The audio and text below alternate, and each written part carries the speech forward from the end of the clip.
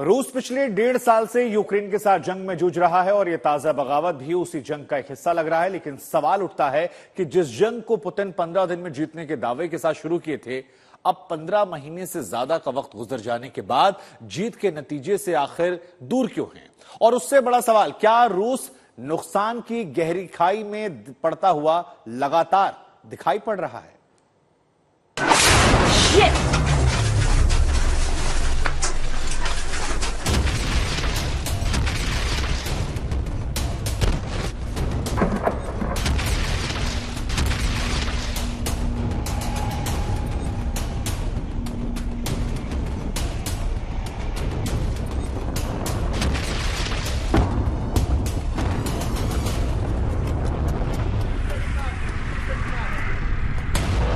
हमने बहुत कोशिश की, लेकिन हमारी सारी कोशिश नाकाम हो गई। रूस और हमारे लोगों की रक्षा करने के लिए इन्होंने हमारे पास कोई और विकल्प नहीं छोड़ा सिवाय उस विकल्प के जिसे हम आज इस्तेमाल करने को मजबूर हैं। इन परिस्थितियों में हमें साहसिक और तत्काल कार्रवाई करनी होगी। डॉनबास के नागरिकों ने रूस से भी मदद मांगी है।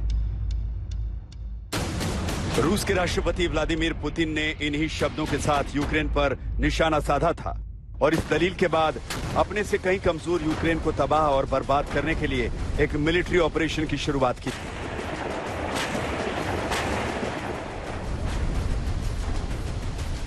राष्ट्रपति पुतिन के इस ऐलान के बाद रूस की सेना के 2 लाख सैनिक यूक्रेन में तबाही मचाने के लिए घुस गए थे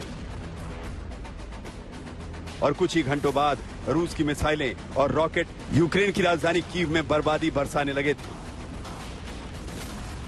लेकिन अब इस जंग को करीब 1.5 साल गुजरने को है। बीते 16 महीने के दौरान रूस ने हासिल करने से ज्यादा कमाया है।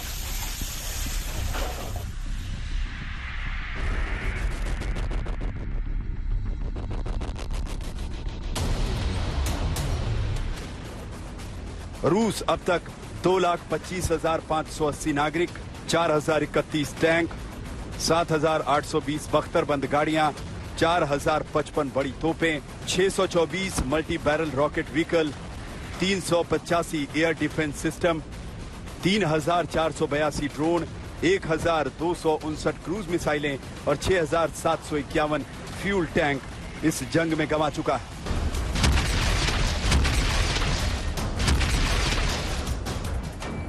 तब लगा था कि कुछ ही दिन में यूक्रेन हार जाएगा, लेकिन ये जंग खिंचती गई और आज 1.5 साल होने को है। इस 1.5 साल की जंग में ना कोई जीता ना कोई हारा, मगर शहर के शहर तबाह हो गए। हजारों लोग मारे जा चुके हैं। जो बच गए हैं वो खाना बदोश का जीवन काटने को मजबूर हैं। रूस पीछे हटने को तैयार नहीं, यूक्रेन भी सीना तान कर खड़ा है। इस जंग ने दोनों देशों को बुरी तरह गरीब किया है।